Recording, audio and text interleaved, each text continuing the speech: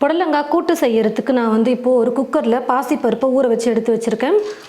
நல்லா ஒரு கைப்பிடி அளவுக்கு நான் வந்து பாசிப்பருப்பு எடுத்து தண்ணியில் நல்லா ஊற வச்சு எடுத்து வச்சுருக்கேன். ஒரே ஒரு புடலங்காய் தான் இப்போ நான் யூஸ் பண்ண போகிறேன். அதனால் ஒரு கைப்பிடி அளவுக்கு பாசிப்பருப்பு யூஸ் பண்ணால் கரெக்டாக இருக்கும் கூட்டுக்கு. ஒரு புடலங்காய் எடுத்து நான் மேலே இருக்கிற தோலை லைட்டாக சீவிட்டு சின்ன சின்னதாக இந்த மாதிரி கட் பண்ணி எடுத்து வச்சுருக்கேன். இப்போ இந்த புடலங்காயை சேர்த்துக்கிறேன். பருப்பும் காயும் வேகிற அளவுக்கு மட்டும் நம்ம தண்ணி சேர்த்தோம்னா போதும். ரொம்ப அதிகமாக சேர்க்க வேணாம். கூட்டு செய்கிறதுனால ரொம்ப தண்ணி சேர்க்கக்கூடாது. பாசிப்பருப்பை நல்லா ஊற வச்சுட்டு சேர்த்துக்கோங்க. அப்போ தான் பருப்பையும் காயும் ஒன்றா வேக வைக்கும்போது கரெக்டாக ரெண்டு வெந்து வரும்.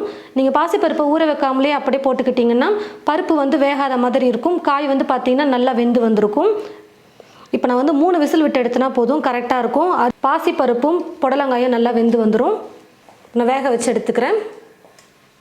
பாருங்கள் ஃப்ரெண்ட்ஸ், பாசிப்பருப்பு புடலங்காய் ரெண்டையும் சேர்த்து நான் குக்கரில் போட்டு 3 விசில் விட்டு எடுத்துக்கிட்டேன்.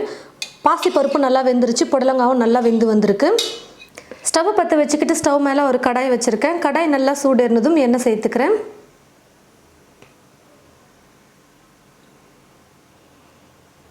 எண்ணெய் நல்லா காஞ்சதுக்கப்புறமா கடுகு கொஞ்சம் சேர்த்துக்கிறேன். கடுகு நல்லா பொரிஞ்சதும் 1/2 ஸ்பூன் சீரகம் சேர்த்துக்கிறேன். 5-6 பல் பூண்டு எடுத்து இடித்து வச்சுருக்கேன், அதை சேர்த்துக்கிறேன். பெருங்காயத்தூள் ஒரு சிட்டிகை அளவுக்கு சேர்த்துக்கிறேன்.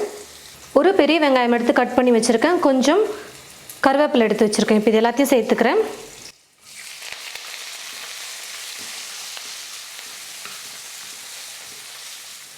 வெங்காயம் நல்லா வதங்கினதுக்கப்புறமா ஒரு தக்காளி பழம் எடுத்து கட் பண்ணி வச்சுருக்கேன், அதை சேர்த்துக்கிறேன்.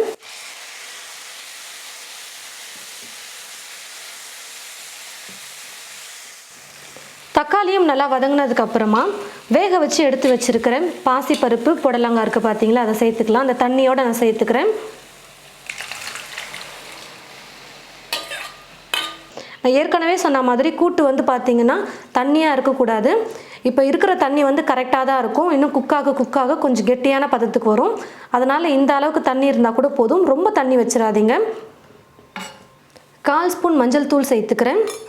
கூட்டுக்கு தேவையான அளவுக்கு உப்பு சேர்த்துக்கிறேன்.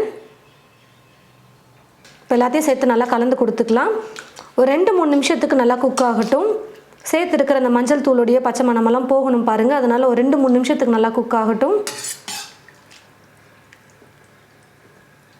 ஒரு பக்கம் கூட்டு வந்து கொதிச்சிட்ருக்கு. இந்த பக்கம் வந்து நம்ம தேங்காவை அரைச்சி எடுத்துக்கலாம்.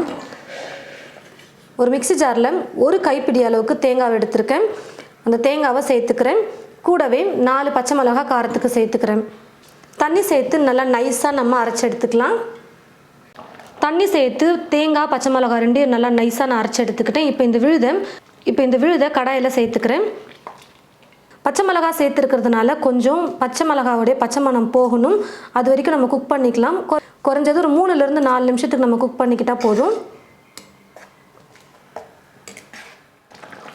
பாருங்கள் ஃப்ரெண்ட்ஸ், தேங்காய் விழுது சேர்த்துட்டு 3-4 நிமிஷத்துக்கு நல்லா குக் பண்ணிக்கிட்டேன். கூட்டும் வந்து பார்த்திங்கன்னா அதே சமயத்தில் நல்லா கெட்டியான பதத்துக்கு வந்துருச்சு. இந்த அளவுக்கு கொஞ்சம் கெட்டியாக இருந்தால் நல்லாயிருக்கும் கூட்டு. ரொம்ப தண்ணியாக இருந்தால் அது கூட்டு மாதிரி இருக்காது, குழம்பு மாதிரி இருக்கும். இது கரெக்டான கன்சிஸ்டன்சி.